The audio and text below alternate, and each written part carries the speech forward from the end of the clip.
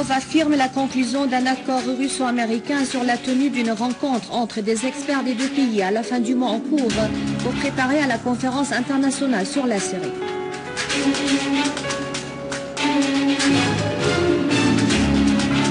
L'armée arabe syrienne rétablit la stabilité dans différentes régions et poursuit la traque du terrorisme.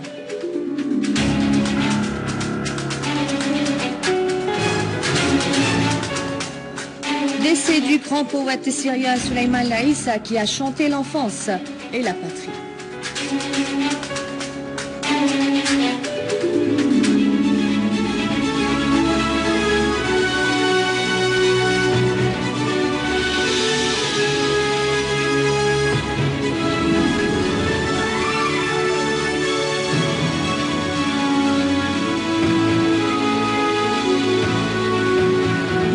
Le ministre russe des Affaires étrangères Sergei Lavrov a souligné que les deux parties russes et américaines ont le même objectif en ce qui concerne la crise en Syrie, affirmant la nécessité de tenir la conférence de Genève 2.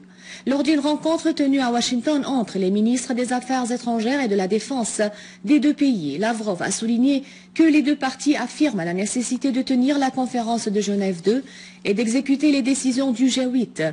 Appelant à unifier les efforts du gouvernement et de l'opposition pour éradiquer le terrorisme et expulser les terroristes de la Syrie.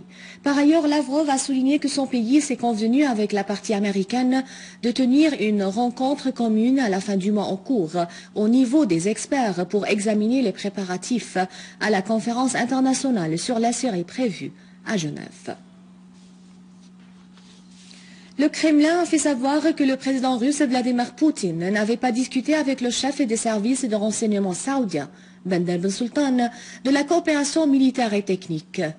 Commentant les nouvelles véhiculées sur la conclusion par des deux parties d'une grande transaction d'achat d'armes contre le changement par la Russie de ses positions vis-à-vis de la crise en Syrie, le conseiller diplomatique du président russe, Yuri Ushagov, a indiqué que les deux parties n'avaient pas passé en revue des questions relatives au développement des relations militaires et techniques. Selon Ushagov, les entretiens entre les deux parties russes et saoudiennes ont porté sur les raisons des positions prises par les deux pays vis-à-vis de la crise en Syrie.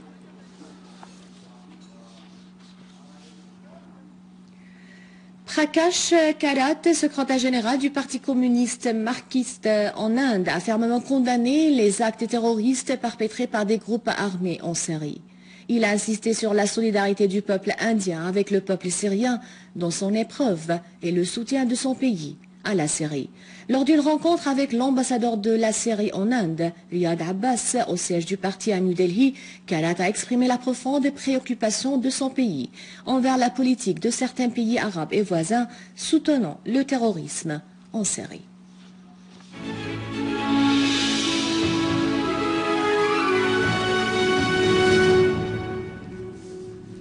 À Idlib, les unités des forces de l'armée arabe syrienne ont poursuivi la traque des groupes terroristes qui tentaient d'agresser l'un des points de contrôle militaire dans la région de Ariha, faisant grand nombre de tués et de blessés parmi les terroristes. Par ailleurs, des unités de l'armée ont ciblé des repères et des rassemblements des terroristes du Front Nasra dans les villages et les localités de Idlib, tuant des dizaines de terroristes et saisissant de grandes quantités d'armes, des munitions et d'explosifs. Et dans la banlieue de Latakia, les forces armées syriennes ont détruit un entrepôt d'armes et de roquettes. Parmi les armes détruites figurent des roquettes Stinger de fabrication américaine, des roquettes Grad, des dizaines de mitrailleuses lourdes et un canon de 23 mm. Une source militaire a déclaré que de nombreux terroristes ont été tués et d'autres blessés dans les villages de Selma, Sheikh Nabhan, Hambouchia, Al-Dirra, Wadi Shikhan, Ain el-Jawzi. Parmi les terroristes tués figure Abu Anas al-Kuwaiti.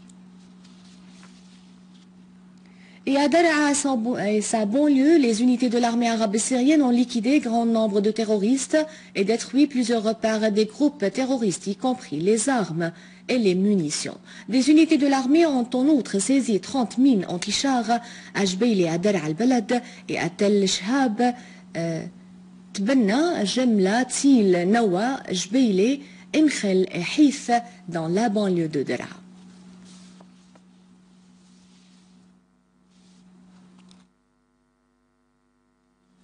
Dans la banlieue de Homs, une unité de l'armée arabe syrienne a confisqué une grande quantité d'armes et de munitions, ainsi qu'une voiture pick-up équipée d'une mitrailleuse lourde et appartenant à un groupe terroriste armé. Une source militaire a déclaré que l'armée avait tendu une embuscade aux terroristes entre les villages de Hadath al-Houarine, ajoutant que parmi les armes confisquées figurent des obus de RPG, des roquettes, des engins contenant des matières chimiques ainsi qu'une grande quantité de munitions.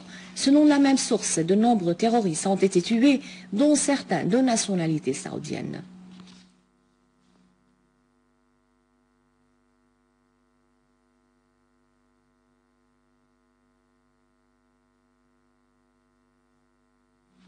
À Alep, une unité de l'armée arabe syrienne a déjoué hier une tentative de faire exploser une voiture bourrée de 300 kg d'explosifs à proximité de l'association des ingénieurs dans le quartier de Halab el-Jadida, dans la ville d'Alep. Plus tôt dans la journée, l'armée avait fait sauter ou avorté une autre tentative des terroristes de faire sauter une voiture piégée près de l'école As'ad Aqil dans le même quartier. Dans la banlieue d'Alep, plusieurs terroristes ont été tués ou blessés alors qu'ils tentaient de piéger une voiture à Kfar Hamra. À l'occasion de Aïd al-Fitr, des membres de l'association La Syrie et ma dignité ont rendu visite aux soldats blessés à l'hôpital militaire de Youssef el-Azmi à Damas et leur ont offert des cadeaux symboliques en signe d'appréciation de leur sacrifice. Les blessés ont affirmé leur optimisme, que la victoire est proche et ont réitéré leur détermination à retourner dans la champ de bataille le plus vite possible pour continuer de défendre la partie. Le président du Parti populaire républicain turc d'opposition, Kemal Kılıçdaroğlu, Ihsan Oglu, a fait porter au Premier ministre Recep Tayyip Erdogan, chef du Parti de la Justice et du Développement, la responsabilité des assassinats, des crimes et du sang qui coule sur le territoire syrien.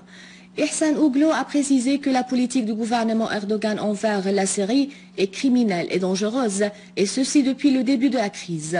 Ihsan Oglu a déclaré dans un communiqué de presse dans la ville de Tancheli, à l'est du pays, que la politique du gouvernement Erdogan constitue désormais une menace de la sécurité nationale de la Turquie, appelant à abandonner cette politique qui a détruit la Syrie. D'autre part, la Commission des droits de l'homme turque a accusé le gouvernement Erdogan de fournir toutes sortes de soutien financier et militaire aux groupes terroristes en Syrie, en particulier au Front Nasra affilié à Al-Qaïda. Le rapport a cité les témoignages des habitants des villes turques de Gilan Binar et Akja Kalat, frontalières des villes syriennes de Ras El Ain et Tel Abyad, concernant l'acheminement d'équipements et d'armes aux groupes terroristes à l'intérieur du territoire syrien. Les camions reviennent en Turquie chargés de blessés et des corps. La Commission des droits de l'homme a confirmé que le soutien du gouvernement Erdogan aux terroristes en Syrie constitue une menace pour la Turquie, en plus des risques pour la Syrie.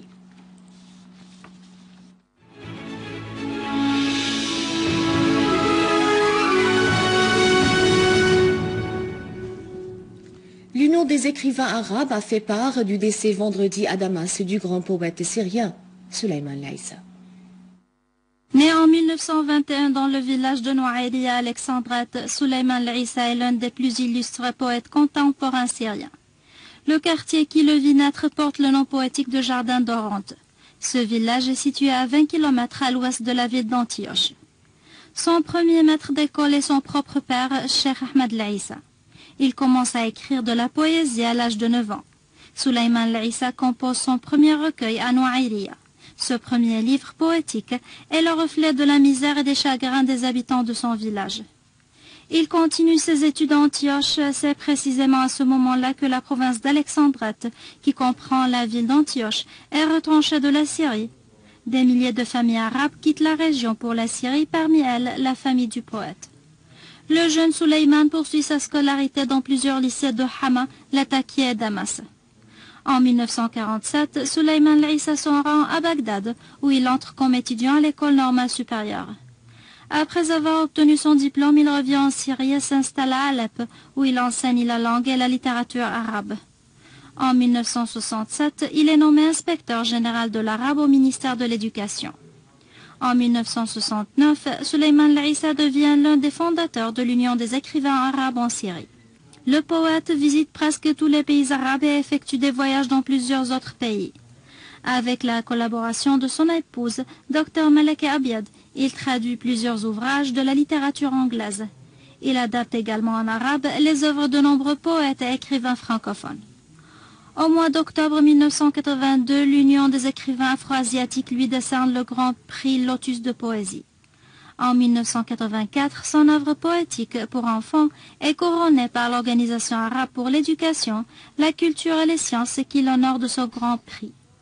En 1990, il a été élu membre de l'Académie de langue arabe et en 2000, il a reçu le prix Al-Babatin pour la création poétique. En 2005, Souleymane El-Issa a été décoré de l'Ordre du Mérite syrien en appréciation de ses ouvrages littéraires et culturels au service de la nation arabe. Souleymane El-Issa a consacré son œuvre aux sujets patriotiques et nationaux ainsi qu'à la poésie de l'enfant. Parmi ses œuvres, Joie de l'enfant, Les chansons de la journée et Ali Baba et les 40 voleurs. Père de 3 enfants, Souleymane El-Issa maîtrisait en plus de l'arabe, le français, l'anglais et le turc. Un rappel des titres. Lavrov affirme la conclusion d'un accord russo-américain sur la tenue d'une rencontre entre des experts des deux pays à la fin du mois en cours pour préparer à la conférence internationale sur la Syrie.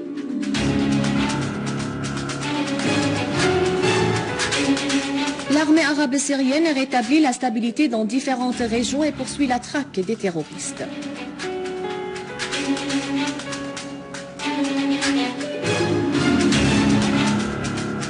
Décès du grand poète syrien Souleymane El-Issa qui a chanté l'enfance et la patrie. Je vous rappelle que vous pouvez consulter notre site internet syriaonline.sy pour revoir ce journal et davantage d'informations. Merci de votre fidélité. Au revoir.